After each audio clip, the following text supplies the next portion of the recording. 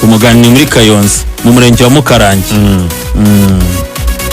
Mwashakira gitifu numva uko bimeze iyo bari umubone, ariko dukwiriye kubwira abantu ko umupira no kwigisha abadukurikira, umupira ntabwo ari bwo buzima bwawe bwanyu. Umupira ntabwo ariyo mibereho yawe myiza, ku buryo uramutse ubuze ibyo byishimo ushaka kwishima ugomba gutwara ubuzima bwawe. Rega uriya hari ibindi byagushimisha bitari umupira w'amaguru. Iriya ya Super Coupe haracyari phase retour, iyo ishobora kugaruka muri phase retour kanyereza ipanguru ikaba yagushumusha igikombe cya champion. Igikombe cy'amahoro kiri hafi gutangira, ushobora kuba gitwareka kigushumbusha ikongera kurira indege bagahagarira u Rwanda, yewe banagarura n'u Rwanda ikaba yagera kure. Nta mpamvu yuko bivuga ngo ikipe rezilita zitagenze neza, yego n'iby'agahinda urakagira kuko ntabwo wowe wishimye, ariko nanone iyo ugiye gufana ikipe no kwikunda ujye usigazamo ahantu ho gutuma amarangamutima atazakugeza ahantu ugera mu kwiyambura ubuzima.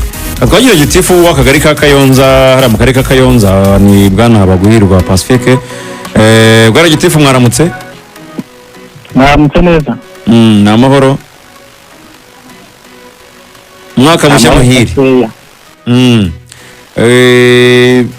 Mu by'ukuri turimo turaganira ngo ku muturage wanyu waba wariyambuye ubuzima, ariko amakuru akavuga yuko ngo ari ukubera ngo match ya Rayon Sport na APR. Ese byaba ari byo? Byifashe gute? Mwaduha amakuru kuri iyi nkuru yabaye ku munsi w'ejo. Murakoze ku kijyanye n'amakuru y'urupfu rw'umuturage wiyambuye ubuzima, byamenyekanye ejo mu masaha ya 2:00. Igezeyo kuko aho yabaga turi kumwe n'inzego z'umutekano dusanga umuturage yiyahuye yamaze gupfa, ariko noneho tumaze kugera aho yabaga yari yambaye akagofero k'amabara ya Rayon Sport, ubururu n'umweru, ndetse n'aho yabaga harimo vuvuzera handitseho Skol. Gusa abaturanyi bakavuga ko kuwa gatandatu Rukina nta APR yari yaje i Kigali gufana Rayon Sport, yari n'umufana ngo witega amarange. Bigakekwa kuko wenda yabara agahinda gakabije yagize ko bavugaga yuko kuva yava i Kigali abantu babonaga atameze neza. Rero bagerageje kuvugisha abavandimwe be basigura ko nta kibazo yari afite.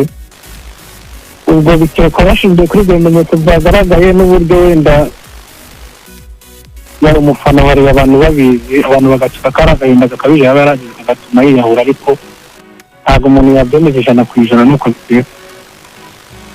Ubutumwa mutanga ku baturage muri rusange, yaba abafite iyo mitekerereze itari myiza n'ubuhe muri rusange, yaba twamwita umure tutamwita umure, ariko se bamuga nta n'ikibyemeza ko ari umureyo, nubwo wenda iyo mwasanze mu nzu ye bigaragaza ko wenda ashobora kuba yafanaga Rayon Sport, ariko ubutumwa mutanga muri rusange n'ubuhe ku baturage bashobora kugira imitekerereze nk'iyi ngiyi?